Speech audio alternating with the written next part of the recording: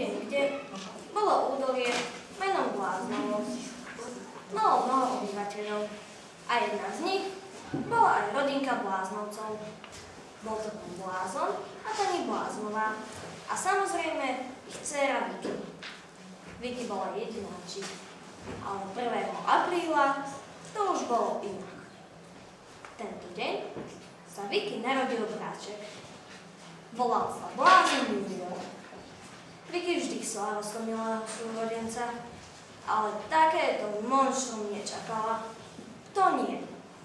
Preto sa rozhodla, že juniora odstráni. Inak by tú hanbu neprežila. Ona taká kráska a jej brat také monštrum. A tak začala experimentovať. V pondelok mu Vicky uvarila skazenú kašu, ale nechcel ju zjesť. V útorok mu dala prečítať blákozár s hororom. Ale nič z toho, keď junior nevedel čítať. V stredu ho vzala na prechádzku do bláznovskej botanickej záhrady a nechala ho pri kaktusoch. Ale bohužiaľ našiel cestu domov.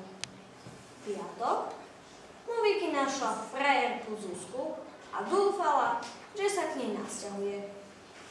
Ale juniorovi sa Zuzka nepáčila.